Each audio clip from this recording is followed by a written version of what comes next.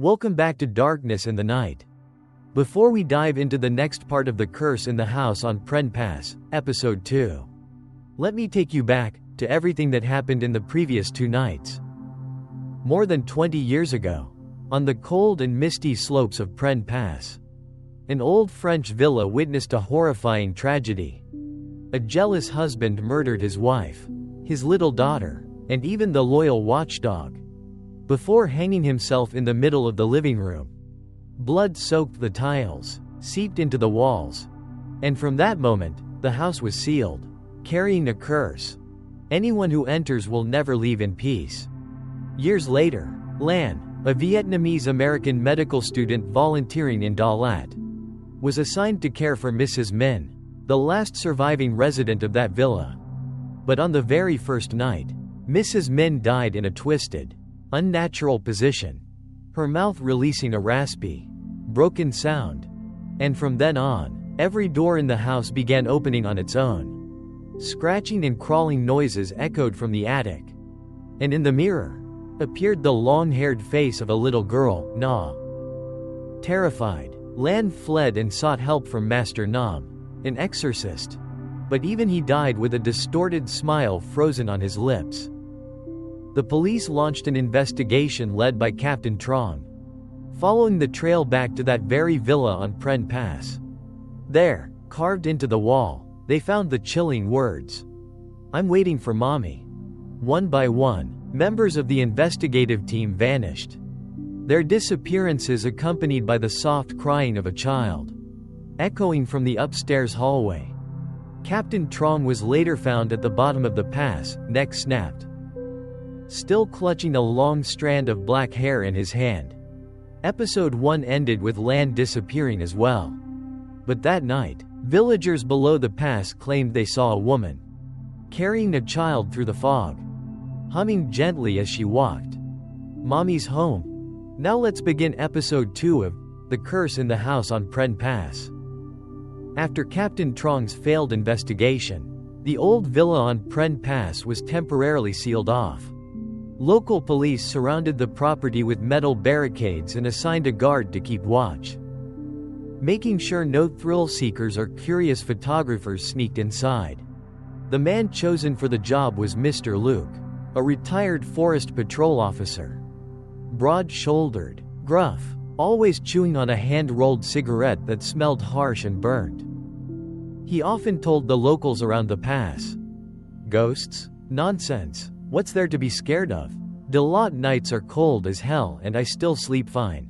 Ghosts would be afraid of me before I'm afraid of them."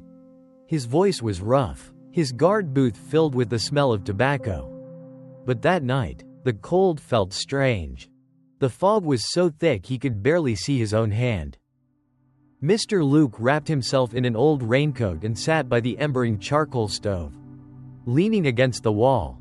Wind howled through the window frame. The pine tree outside creaked like something was clawing at it. In the darkness, the villa in the distance looked like a pitch-black silhouette swallowed by milky fog. Mr. Luke sipped cold tea, sniffed, and muttered, "All nonsense. Prenn ghosts, just rumors." As soon as he said that, a soft knock, knock echoed, like someone tapping on the metal panel. Quiet but steady, and strangely, coming from the side of the guard booth, not the front. He frowned, grabbed his flashlight.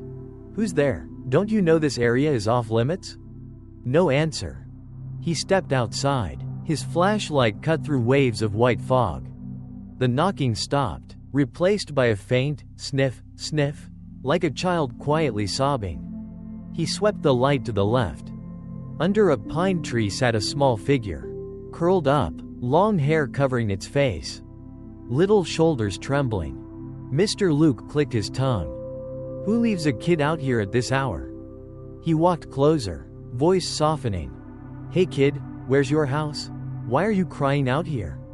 The child didn't answer, just tucked her head deeper between her knees. Her hair was dripping wet, water falling onto the soil. He bent down and gently touched her shoulder. "Come on. It's freezing." The child slowly lifted her head, hair sliding aside. A pale face, deep sunken eyes. Her mouth opened, and from her throat crawled a raspy, guttural sound. "Grr, R Rudge." Mr. Luke stumbled back. His flashlight dropped, its beam shaking across the girl's face. Her lips were torn open to the ears. A long black tongue slithered out, dripping blood. He screamed and sprinted toward the booth. But before he could reach the door, a white, corpse-pale hand shot out from under the bed inside, grabbed his ankle, and yanked hard. Thud. He was dragged inside. The door slammed shut. The next morning, the guard changing shift called and called, no reply. The booth door hung slightly open. The stove was cold. On the floor, a long drag mark, as if someone had been pulled across it. It ended at the bed frame, where dried blood stained the wood. From the darkness beneath, a thick black liquid slowly seeped out. Police arrived. But when they shined their lights under the bed, nothing. Nothing except a few long strands of hair clinging to the boards. And a mold-covered stray dog sitting at the doorway, staring inside without a single bark. News spread across Delot in hours. People on Prenn Pass swore they wouldn't go near the villa again. But as if mocking them, a week later, a group of young backpackers came anyway, eager to ghost hunt Prenn. One girl laughed loudly. "Oh please, ghosts in broad daylight? Let's get some pictures and bounce." They climbed over the barricade, stepped onto the mossy entrance stairs. The rotten door pushed open with barely a touch. Cold, tomb-like air seeped out. Cracks snaked across the walls. In the living room, the old family portrait still hung, covered in ash-gray dust. A guy filmed a vlog, laughing. "Look everyone, this is the famous haunted Prenn Pass house." But when he panned his camera across an old mirror, the screen glitched, and in the reflection wasn't him, but a woman with tangled hair standing behind him, head tilted, smiling. He spun around, nothing. His friends burst out laughing. "Dude, relax, probably just a glare." But before their laughter finished, crack, the mirror exploded. Shards sliced across the vlogger's neck. Dark blood sprayed onto the floor. The group panicked and ran. A girl tripped. The wardrobe next to her burst open. From the darkness, Na crawled out, her limbs bending unnaturally, bones cracking with each movement. Her tiny mouth stretched into a grin, rows of sharp teeth gleaming. The girl didn't even scream before Na lunged and bit into her throat. Blood poured like a fountain. Her scream was swallowed instantly by the icy air filling the room. When rescuers found the group, only 2 were alive. They lay unconscious in the fog, eyes wide open, repeating one phrase. "She followed us, she followed us." That night, at a clinic at the bottom of the pass, a nurse doing rounds said she heard a child giggling softly inside the restroom. Thinking a patient's child was playing, she opened the door, but no one was there. Only a single muddy footprint on the tile, shaped like a small child's foot, still wet with mountain fog. After a series of mysterious deaths, Delot was smothered in an oppressive silence, as if even the drifting fog carried the quiet sobs of restless spirits. The Prenn villa was sealed off once more, yet people still reported flickering lights at night and shadowy figures moving behind its shattered windows. One morning, the intercity bus station announced that a strange girl had arrived from Saigon. She'd taken the overnight bus, forcing the driver to stop midway through the pass because she kept talking to herself. Whispers spread quickly. People said the girl was Lan. That afternoon, a street vendor spotted Lan sitting alone inside an abandoned coffee shop. Her eyes were wide open, her skin pale, her long hair tangled, and her jacket soaked as if she had just walked out of a lake. In front of her sat a neatly placed doll in a white dress. Lan kept murmuring, "Good girl, mommy brought you home." The former shop owner was terrified and called the police. When they arrived, Lan was still there, staring blankly, gently stroking the doll's hair with trembling fingers. An officer knelt down. "Where did you come from?" Lan turned slowly, her voice raspy like something scraping in her throat. "From Prenn Pass. What were you doing there?" "Going home." Then she smiled, a crooked, distorted smile, and a thin line of blood slid from the corner of her lips. Lan was immediately transferred to the provincial psychiatric hospital. The night shift doctor later reported that she didn't sleep at all. She just sat by the window, whispering someone's name. At midnight, the surveillance camera recorded her standing in the middle of the room, head tilted unnaturally to one side, lips moving as if talking to a child no one could see. The next morning, a nurse entered the room and found small handprints all over the walls, as if a child had dipped their hands in mud and pressed them everywhere. But when wiped, the mud released the strong metallic smell of old blood. A young nurse trembled as she said, "She sat there all night, no sleep, no food, just smiling and talking like she was playing with her kid. Every time we approached her, the whole room turned icy cold." She had barely finished speaking when the ward lights flickered, and through the hospital speakers came the sound of a child's lullaby, broken, muffled, like it was being sung underwater.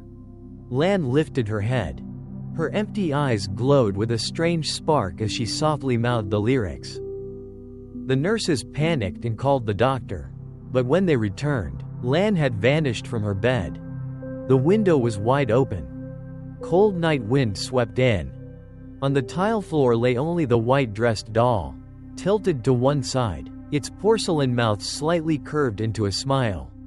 That same night, a long-haul truck driver passing Prenn Pass saw a woman standing in the middle of the road, wearing a white dress, hair dripping wet, holding a child in her arms.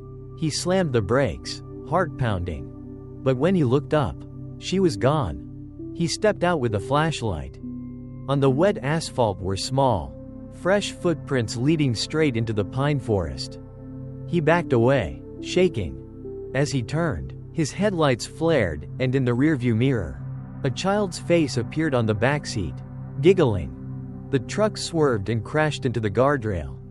He was found the next morning, slumped over the steering wheel, eyes wide open, with two bloody child-sized handprints stamped onto the backseat.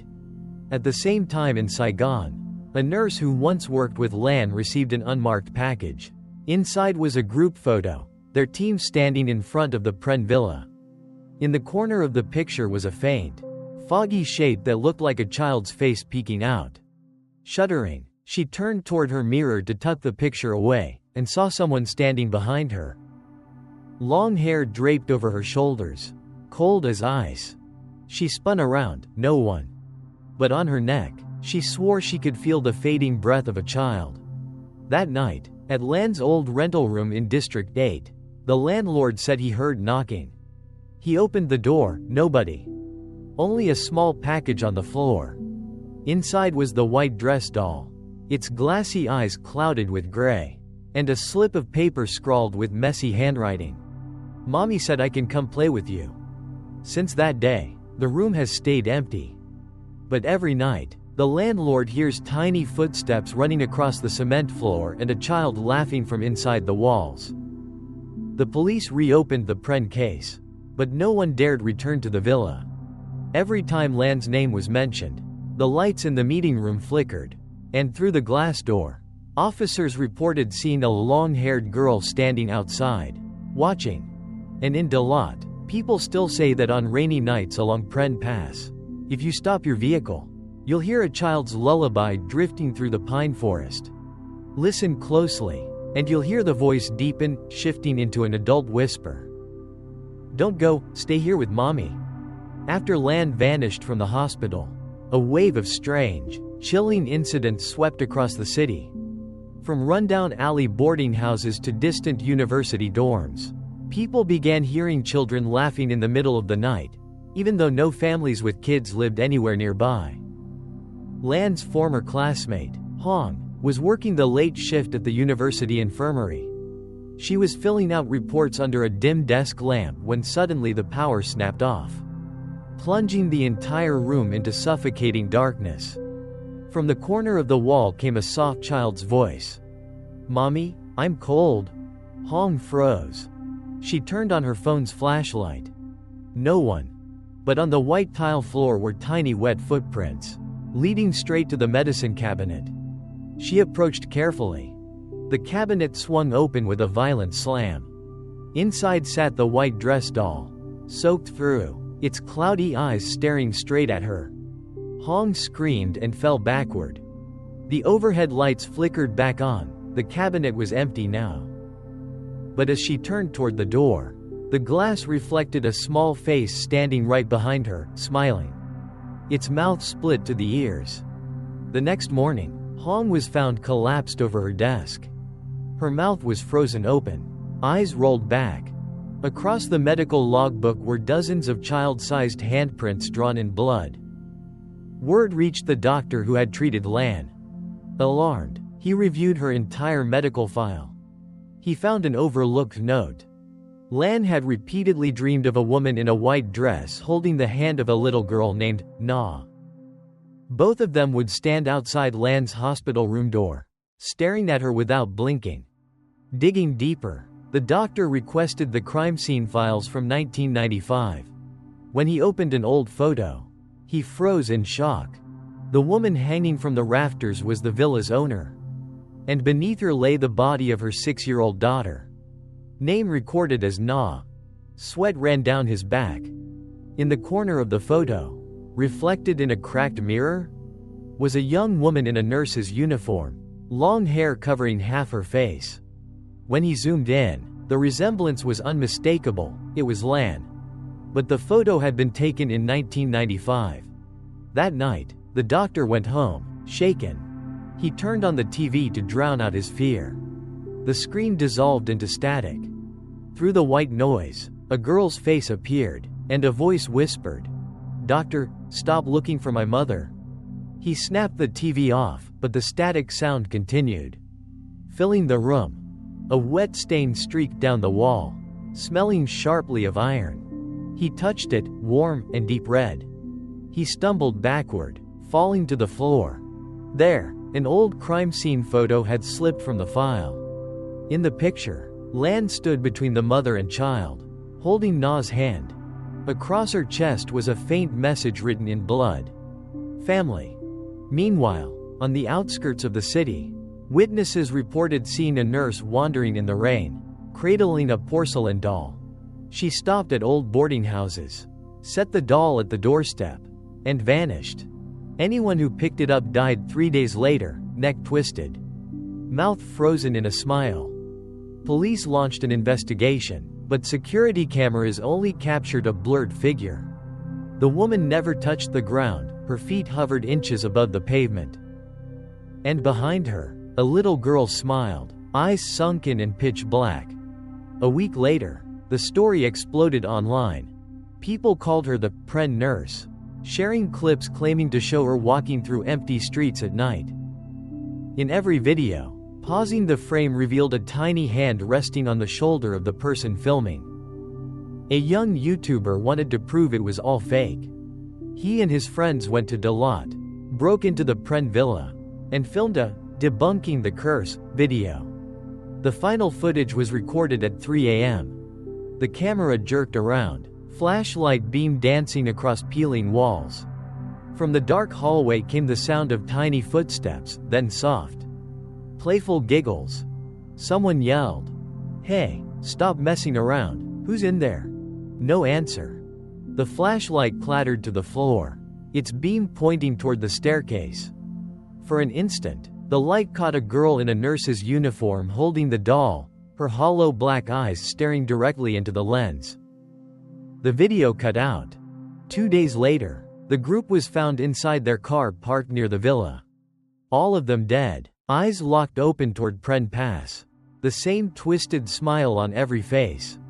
The curse had spilled beyond the pass, seeping into the streets, the homes, the glowing screens of people watching.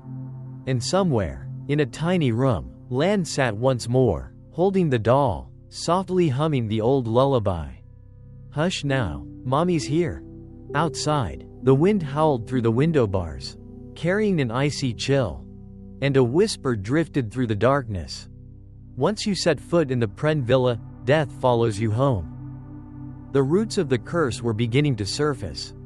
But the deeper one searched, the more they became trapped in the endless loop of imprisoned souls. In the ashes of the Prenn villa, a diary still waits. One that no one has ever dared to read.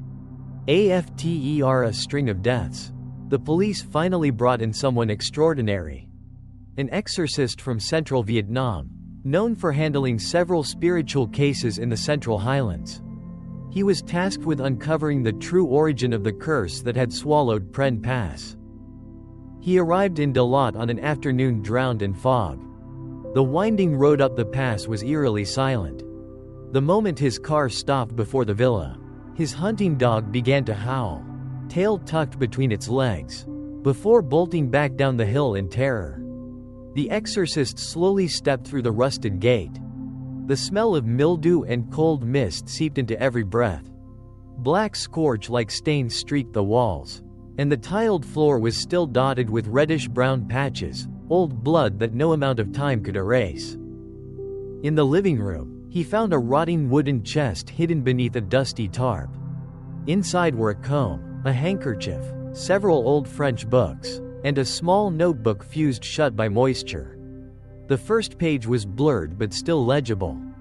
Diary of Le February 1995. The early entries described a peaceful life.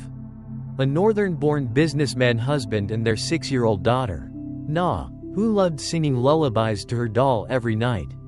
But as the pages went on, the handwriting grew shakier, blotchier, filled with rising terror. These past few days, he's changed. Late at night, he goes down to the basement, lights an oil lamp, and mutters things I can't understand. And I hear children's laughter that isn't Na's. Yesterday, I peeked. He drew a circle using chicken blood, placing Na's favorite doll at the center. He said he would summon a spirit to keep our daughter with him forever. No matter what happened. Tonight, he didn't come to bed. The wind is howling around the house like fists pounding on the walls. I held Na, but her hands were ice cold. She whispered into my ear, "Mommy, someone is standing outside the window watching us." Cold chills crawled up the exorcist's spine. He lit an incense stick and murmured a prayer. Just as a door behind him slammed open, wind rushed in, carrying faint whispers. He spun around, no one. Only the old curtain swelling as if someone were hiding behind it. He stepped closer, gripping his prayer beads. Something small fell from behind the curtain. A half-burned white dress doll. He picked it up. The room shrieked with a piercing, unnatural sound. His flashlight died. In the pitch-black darkness came a child's giggle right beside his ear. Then a hoarse woman's voice whispered, "He killed us both." He stumbled back, chanting. The flashlight flickered on. On the wall were two shadows. A woman and a child, hanging suspended, necks bent, eyes hollow and black. He flipped to the final pages of the diary. The writing was frantic, long, dragged strokes, as if written while fleeing for life. He said just one sacrifice of a blood relative would grant our family immortality. I heard Na screaming, rushed to the basement, and saw him holding her, cutting her hand to draw the ritual circle. I ran at him, but he pushed me down. Blood splattered across the walls. I don't remember what happened after. When I woke up, I was hanging, and my little girl lay beneath me, eyes still open. He was there too, hanging beside me, laughing wildly, muttering, "No one leaves. Anyone who enters is part of my family." The writing cut off abruptly. Beneath it was a small blood-stained handprint. The diary suddenly grew hot in the exorcist's hands. A thick black vapor seeped out, filling the room. He knelt quickly, pressing a talisman onto the page. The charm burst into flames, but instead of turning to ash, it crackled and split. Through the smoke, the figure of a long-haired girl emerged. Lan, standing between the two spirits, holding Na's hand. Lan turned toward him, pale lips curling into a faint smile. Her voice echoed from every direction. You're too late, they're my family now." The candle in front of him snuffed out. The room drowned in suffocating darkness. Children's laughter faded into the distance, until only one whispered phrase remained, drifting like a curse in the air. "Those who touch the memory will be trapped by it." The diary burned to ash, but in the ruins lay a single surviving scrap of paper. Nguyen Lan. Perhaps the curse was never random at all, but a cycle of fate that had chosen its heir long ago. After reading the half-burned diary, the exorcist knew he had touched something he never should have. The Prenn villa didn't just hold wandering spirits. It was a prison shaped by the blood of the family who once lived there. He returned to the villa the following night, carrying his ritual chest, 5 candles, a bowl of ash water, rice, salt, and an ancient talisman he once used during a seal-breaking rite in the Central Highlands. Pass winds roared, fog thickened like smoke. The front door swung open without a touch. Inside, silence pressed against the walls. Only the steady drip of liquid from the ceiling echoed across the tiles, metallic and sharp like blood. He set the offerings in the center of the living room and drew a ritual circle using chicken blood. His voice trembled low as he chanted, "If there are spirits still suffering, appear and speak the words left unsaid." The air thickened. From the corner of the room, a pale mist formed. A child's voice echoed, "Mommy, it hurts?" He shuddered, lit additional candles, and chanted more urgently. Flames flickered, shaping the silhouette of a woman with long, loose hair, dressed in a blood-stained white gown, holding the hand of a small child. Both had eyes black and hollow. He steadied his breath. "You remain trapped here by hatred. Tell me, who is binding your souls?" The woman bowed her head, hair nearly sweeping the floor. Her voice rasped like wind hissing through a broken window. He offered blood, but his soul never left. "He lives inside the girl named Lan."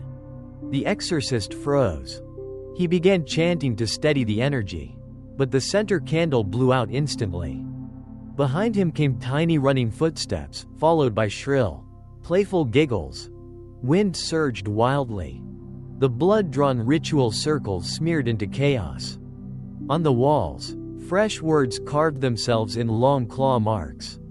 "You can't save anyone." He backed up, voice shaking. "Who are you?"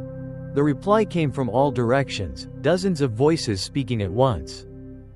"I am Lan, I am the mother. I am the child, I am all of them." He understood. The 3 souls, mother, daughter, and Lan, had fused into something no longer human. Steeling himself, he pulled out an ancient bronze mirror, used in a forbidden rite called the soul opening, allowing the living to step briefly into the spirit realm, but only if their will stayed unbroken. He placed the mirror in the center of the offerings, dropped a single drop of his own blood onto it, and began chanting. Wind tore through the room. The oil lamp died. Only the trembling candles remained. The mirror's reflection wavered, then showed his own face, smiling back at him. Terrified, he touched the glass. A hand from inside the mirror shot out, gripping his wrist and yanking hard. The entire house shook. The mirror shattered, and the exorcist vanished. In the dim, inverted world he landed in, he stood inside the villa again. But everything was reversed: blackened walls, dripping ceiling, and dozens of silhouettes hanging around him, suspended in the air. A lullaby drifted softly. "Hush now, sleep, my child. Sleep before mommy goes away." The voice grew closer. The woman in the white dress stepped forward, blood seeping from her eyes. Na walked beside her, clutching the half-burned doll. The woman touched the exorcist's face, her skin ice cold. "You want to save us?" she whispered. "No one can." "Why?" He trembled. "Because anyone who enters becomes part of the curse." He chanted desperately, stumbling back. The talisman flames flared, illuminating the twisted, inverted room. In the firelight, dozens of faces appeared, victims from years past. All stared at him, smiling with the same frozen, chilling grin. The flames collapsed, and everything went black. When he woke, he was back in the real world, lying on the floor. Blood dripped down his forehead. The bronze mirror lay shattered beside him. A haunting silence filled the house. Then he looked up. Where the old scribbles had been, fresh words were now written in bright, wet blood. You opened the door. We will step through. Outside, the pass wind wailed. A small shadow darted across the window. Another followed. And the third, taller, long-haired, paused and turned back toward him. Her smile was Lan's smile. The doorway between worlds had opened. There was no longer a boundary between the living and the dead. And the most terrifying part was yet to come. Because this curse had no intention of ever ending. The exorcist left the villa before dawn. He stumbled along the mountain pass, breath ragged, drops of blood falling onto the cold pavement. Behind him, the old Prenn house stood silent, yet through the fog, it felt as if hundreds of eyes were watching his every step. He knew he had made a terrible mistake. He had opened the door. And what he had released was no longer a simple spirit. The next morning, people living near the pass were in an uproar. Some said they saw a young girl wandering through the fog. Her medical coat soaked in blood, hair covering half her face, mumbling someone's name as she walked. An old man trembled as he spoke. She kept saying, "Lan, Lan," like she was trying to find herself. Then he swallowed hard and whispered. And when she looked up and smiled, that smile wasn't human. That afternoon, Lan arrived in Saigon. She didn't remember how she traveled. Only flashes of the fog-covered pass and blood-soaked faces looking at her from a car mirror. When she opened her eyes again, she was already inside her rented room. The smell of mildew, burnt hair, and the soft drip of water from somewhere unseen. Lan stepped out of bed and looked into the mirror.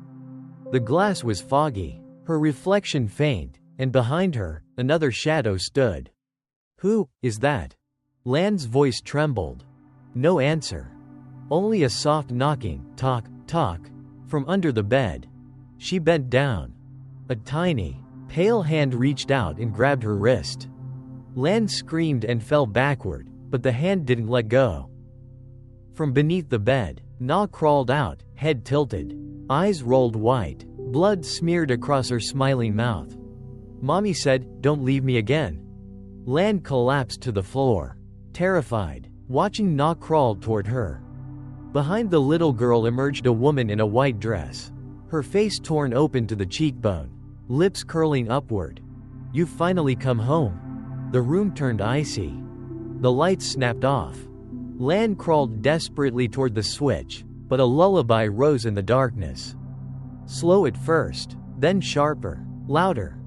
"Hush now, go to sleep. Mommy's gone, Mommy returns with the dead." Lan clutched her head, screaming, "Get out, I'm not one of you." The singing stopped.